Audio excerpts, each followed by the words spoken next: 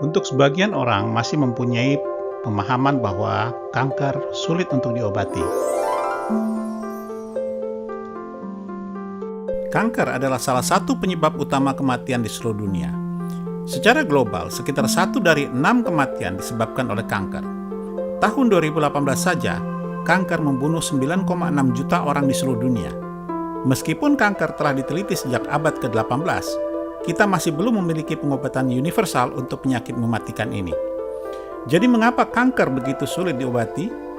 Mengobati kanker tidak mudah, karena pada akhirnya melibatkan dan melawan tubuh Anda sendiri. Di bawah pengaruh lingkungan, genetika, dan gaya hidup yang tidak sehat, beberapa sel pecah di luar kendali. Mereka tumbuh dan berkembang biak dengan cepat sambil membawa mutasi genetik yang memungkinkan mereka untuk membelah dan terkendali. Akhirnya mereka menjadi tumor dan mulai menyerang jaringan dan organ yang berbeda. Sel kanker berubah menjadi musuh tersembunyi dalam diri kita. Sel kanker yang baru terbentuk menciptakan seluruh lingkungan mikro di sekelilingnya.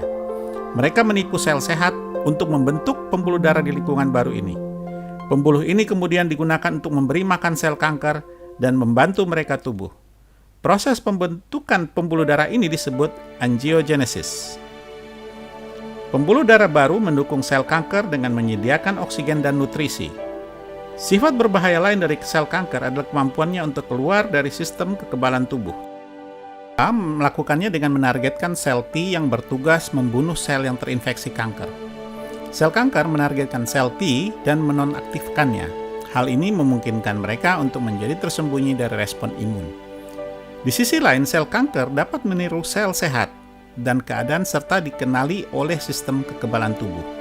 Ini berarti bahwa para peneliti perlu menemukan cara baru untuk menargetkan sel kanker tanpa mempengaruhi sel yang sehat, karena keduanya sangat mirip. Tantangan lain datang dari sel kanker yang mengembangkan resistensi obat dari waktu ke waktu. Sel kanker beradaptasi dengan obat dan belajar untuk memblokir aktivitas mereka atau keluar dari sel. Sebagian besar, obat perlu mengalami beberapa perubahan di dalam sel untuk diaktifkan. Obat ini menggunakan jalur kimia yang terjadi dalam sel. Namun, sel kanker dapat menutup jalur ini. Lebih buruk lagi, mereka dapat berevolusi menjadi target obat ini. Sebagai akibatnya, pengobatan kanker harus terus berkembang, menemukan target baru, dan menghindari mekanisme perlindungan tumor. Alasan lain mengapa menangani kanker itu sulit adalah karena tumor datang dalam berbagai jenis. Kadang-kadang sel kanker dalam tumor yang sama juga berbeda satu sama lain. Ada 4 tahap perkembangan kanker. Tahap 4 adalah yang paling agresif, di mana sangat sulit diobati. Selama tahap ini, sel kanker bermigrasi dari tempat asalnya ke bagian tubuh yang lain. Proses ini disebut metastasis. Karena kanker pandai bersembunyi dalam sistem kekebalan tubuh, mereka mengubah struktur selnya dan melarikan diri melalui sistem limfatik. Akhirnya, mereka menjelajah jaringan baru di dalam tubuh. Setelah sel kanker menyebar, menjadi sulit untuk memprediksi di mana mereka akan berakhir. Hal ini membuat diagnosis dini kanker menjadi tugas yang sulit. Ketika sel kanker menyebar ke bagian tubuh yang baru, mereka membentuk tumor baru yang memiliki sifat berbeda dari tempat asalnya. Tumor asli dan tumor sekunder bisa sangat berbeda dari satu sama lain, bahkan pada tingkat genetik. Variasi masif antara berbagai jenis tumor ini membuat sulit untuk membuat obat kanker universal. Sebaliknya, setiap jenis kanker memerlukan pendekatan pengobatan yang berbeda. Inilah sebabnya mengapa mendiagnosis kanker sejak dini dan mencegah pergerakannya dapat meningkatkan pengobatan secara substansial. Faktor-faktor ini membuat kanker menjadi penyakit yang rumit untuk diobati. Namun, penelitian kanker terus berkembang. Ini menemukan cara baru untuk membedakan antara sel sehat dan sel kanker dan menargetkannya secara efektif, sekaligus menghindari efek samping yang merusak. Para ilmuwan juga melatih sel kekebalan kita untuk mencari dan menghancurkan tumor dengan lebih efisien.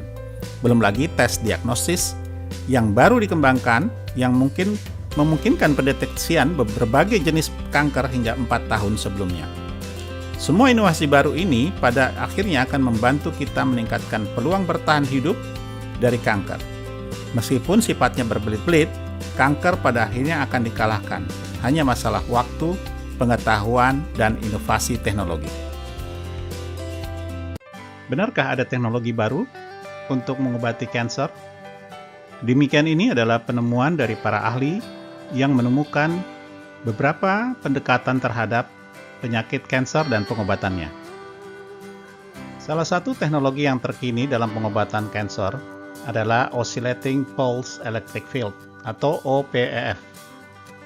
Salah seorang Associate Professor, Anthony Holland, beliau adalah direktur daripada Music and Technology di Skidmore College dan juga President of Novo Biotronics Incorporation, menemukan bahwa kemampuan dari Oscillating Pulse Electric Field atau OPF untuk menghancurkan sel kanker dan MRSA atau Methicillin Resistant Staphylococcus aureus.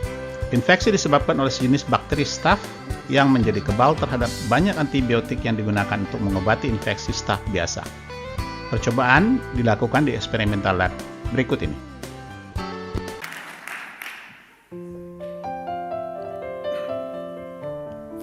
Usually I would be standing on this stage over here conducting the college orchestra because I'm a music professor.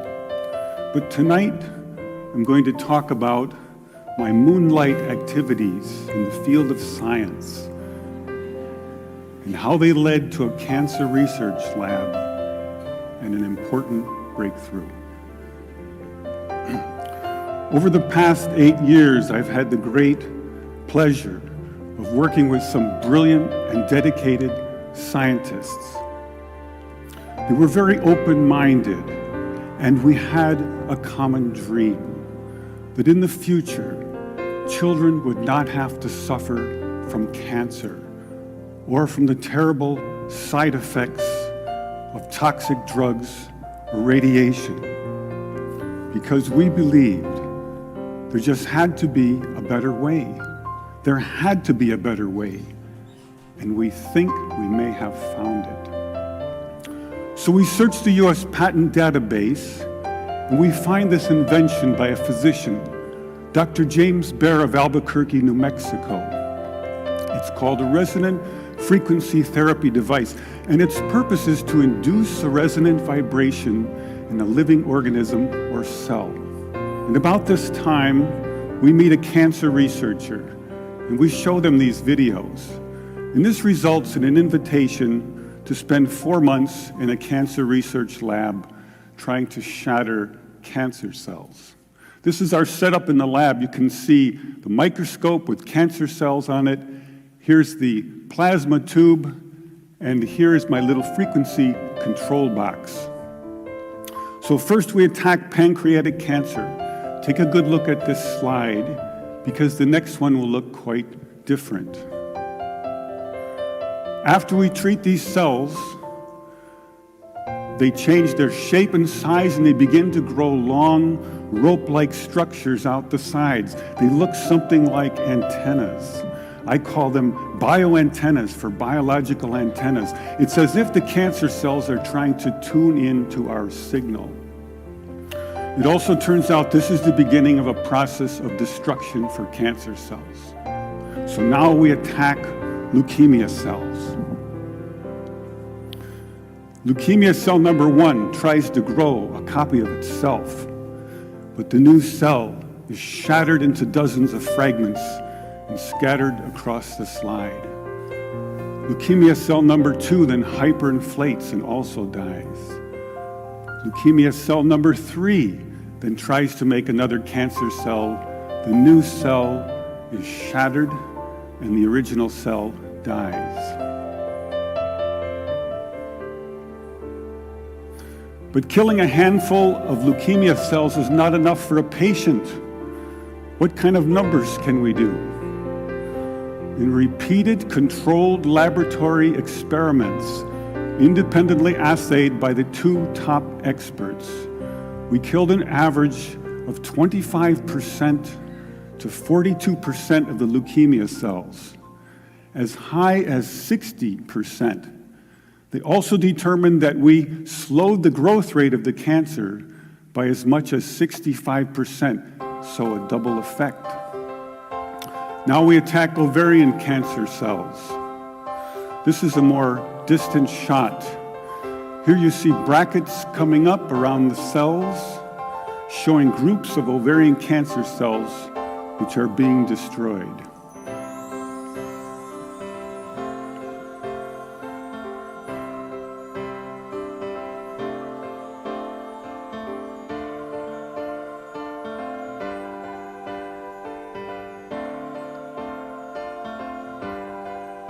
You can see by the end of the video that a great many ovarian cancer cells were destroyed.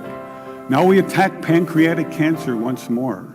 In the center of the screen is a clump of pancreatic cancer cells like a microtumor under the microscope. We turn on our electronic signals and the tumor shrinks and is broken up. The cells are disconnecting, disaggregating, the opposite of forming a tumor. And some of the cells are destroyed. In our most recent work, we attacked the deadly organism MRSA. MRSA is particularly dangerous because it's resistant to many common antibiotics. Thousands of people die every year from MRSA. They have drugs for it, but they have very toxic side effects.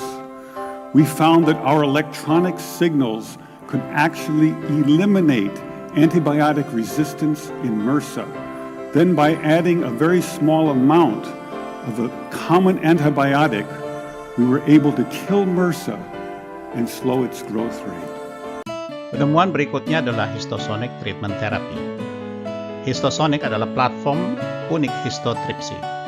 Sedangkan histotripsy adalah teknologi abrasi non-invasif, non-pengion, dan non-thermal pertama yang dipandu oleh pencitraan real-time, menggunakan ultrasound terfokus yang dikirim dari luar tubuh. Histotripsy secara mekanis menghancurkan jaringan melalui kavitasi, mengubah target sel kanker atau tumor menjadi puing-puing aselular. Histosonic adalah gelombang suara yang dapat menghancurkan kanker. Histosonic ini ditemukan adalah seorang profesor yang tergabung di dalam Histosonic Company di Amerika Serikat yang diketuai oleh Christina Gibbons. So Charles and his colleagues, together with the university's Technology Transfer Office, licensed that technology to a newly formed company called Histosonics. And Histosonics got to work developing a medical device that would be able to deliver histotripsy. And the most important component of that is the ultrasonic transducer. And the fundamental part of the ultrasonic transducer is the piezoelectric element. This, when electricity is applied to it, vibrates. And those vibrations then create an ultrasonic wave that can propagate through tissue. Now, by arranging an array of these elements in a concave formation, the transducer then becomes capable of transmitting ultrasonic waves that then increase sharply in strength at the focus. By pulsing those waves, we create the histotripsy effect to destroy tissue at the cellular level.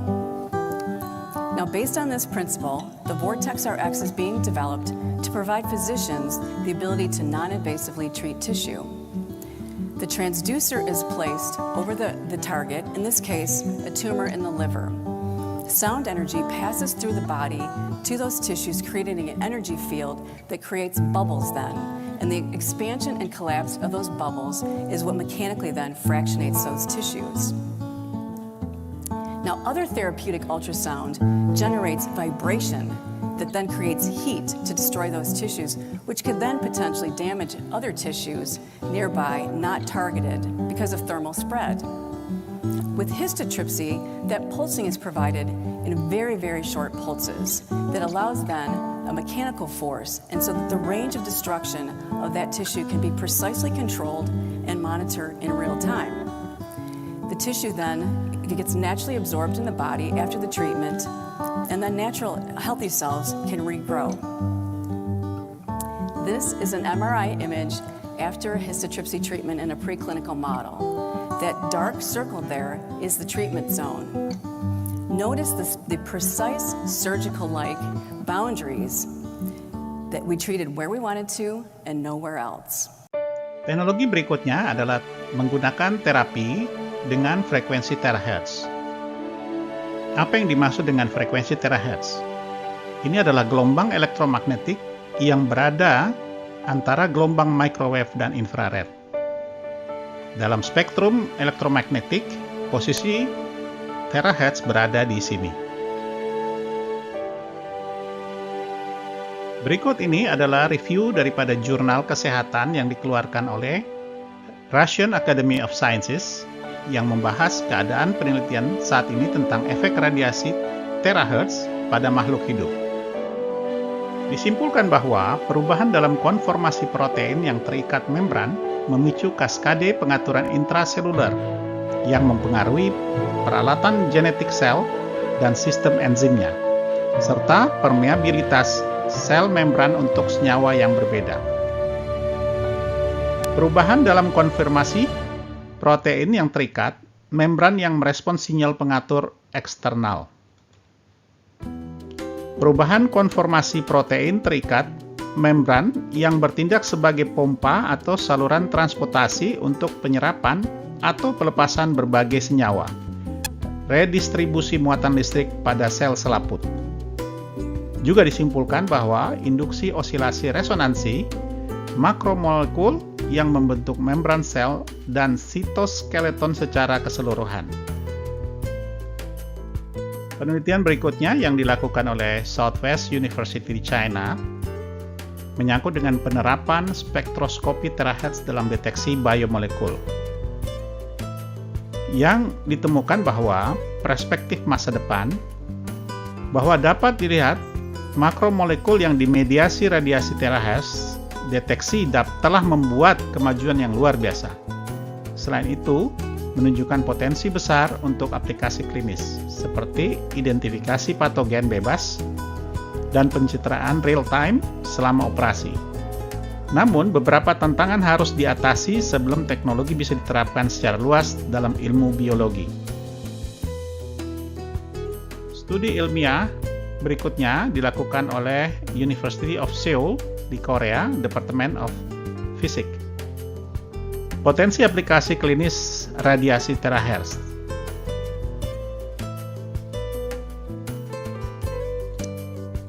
Berdasarkan hasil uji klinis, menemukan bahwa banyak contoh uji gelombang frekuensi terahertz dari hasil studi pencitraan kanker dibahas, termasuk kasus kanker kulit, kanker mulut, kanker pencernaan, kanker payudara, dan otak. Pengamatan resonansi molekul DNA ganas pada 1,65 THz, resonansi non-spesifik ini dapat berfungsi sebagai biomarker kanker universal.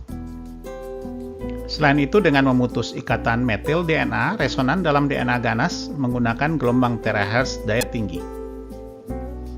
Melalui radiasi terahertz, kanker dapat diobati dengan demetilasi, menghindari efek samping yang tidak diinginkan yang disebabkan oleh desitabine, selain dari resonansi molekular DNA kanker. Teknologi berikutnya yang tidak kalah canggih ditemukan oleh perusahaan di daerah Nanjing, China, bernama Desang Technology. Desang Technology adalah perusahaan penelitian dan pengembangan ilmiah dan teknologi, menggunakan teknologi terahertz sebagai intinya.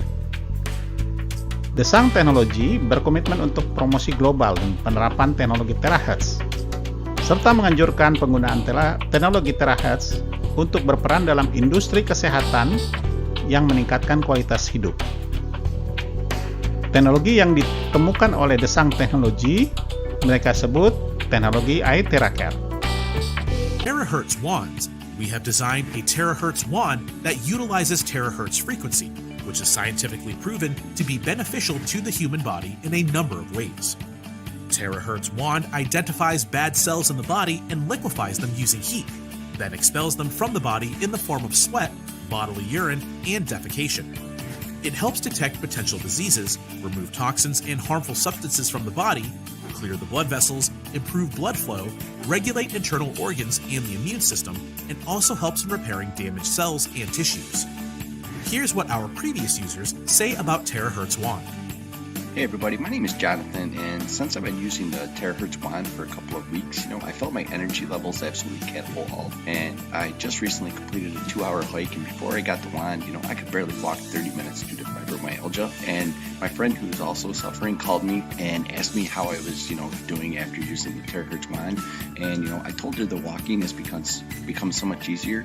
So she wanted me to help her out as she has multiple sclerosis. And in 2 days, she had absolutely amazing results right away. She was walking with a cane, but after the 4 days of wanding, when I saw her, she was cane-free, and she said that her legs were much less stiff, as well as her hands.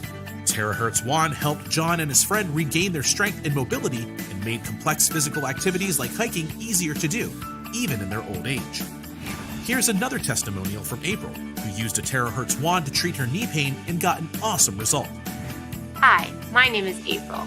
I consider myself to be quite a healthy and active person and try to adopt a healthy lifestyle, eating, exercise, and meditation. I am a keen runner, just not as much since I was a teenager. I have started getting real bad pain on my left knee, and I consulted my doctor, who suggested some rest and medication. Well, 2 weeks later, still same. So, during this time, I read about terahertz wands, and I was only too keen to try it. So I started using it for 10 minutes on this particular knee. I did this every day. I noticed a difference after the second session. I started to walk, no pain. Then after a week using wand, I managed to run 2 miles easily. And all I was thinking was, how could this happen? Well, thought I would share my story, and one thing is your body will tell you what it needs. Not just for elders, the terahertz wand works for people of all ages. Here's a testimonial that can explain it better. Hi, my name is Elisa. I'm a very skeptical person by nature and not into weird new age stuff, but I had lunch today with my friends, and I said I had trouble sleeping and it was affecting me as I could manage only 4 hours. She mentioned terahertz wave frequency waves and how great it was and how it had helped her. So afterwards she came home with me so I could experience the terahertz wave for myself. She used it on the meridian points, and also I said I could drink charged water. The next day I called my friends. I was literally so excited that I had the best sleep in one night, and I felt so energized in the morning, and my skepticism is no more. Now, let's hear a testimonial from a medical expert. I'm a health practitioner and run a busy practice in alternative therapies for the last 10 years. So a friend offered me to experience a device called terahertz frequency and said they felt sure it could benefit my patients. I did some research and used it on some of my patients for a couple of months. In my experience, you have to blank mind without expecting anything, and found to get the most benefits for them is simply relax and realize, despite the fact that you can no longer see or sense issue taking place in your visible eye, is taking place on an energetic level. With patience and dedication, I've seen this same scenario have great health benefits for my patients. By following this principle, I have the body heal and repair far quicker. And I have a patient who had a daughter with autism. I gave her some 5 sessions with the terahertz wand, and then this is what she told me. So I observed incredible changes beginning after the first session. One of the most noteworthy effects was a change in her sleeping patterns. Normally she'd go to bed around 12 and was up by 4 or 4:30 every morning. After the first session, she slept until almost 8 a.m. the next morning. Since then, she's become habitual at retiring at about 10 and waking up about 7:30, making eye contact. Another big change we noticed from the 3rd day of therapy is making eye contact. She virtually never did this. And now she would look at each one of us, and the length of time she looks at us is increasing all the time. More verbal. She's become much more verbal since therapy, and in fact managed to make a sound for each letter of the whole alphabet about 2 weeks after therapy finished. For that, she only attempted sounds for 6 or 7 letters. She's also trying to repeat many more words. So I encourage you to try terahertz wands for yourself. Even health practitioners have used the terahertz wand on their patients and have received very satisfying results. On top of all of the benefits, the terahertz wand is easy to use and can provide amazing results while just using it for as little as 10 minutes a day. Bagaimanakah itu terapi dengan iTeraCare? Frekuensi terahertz bersama dengan energi kuantum dapat menembus lebih dalam ke sumsum tulang, mengaktifkan sel induk yang tidak aktif, sehingga menciptakan organ dan jaringan baru di dalam tubuh, menggantikan sel yang rusak.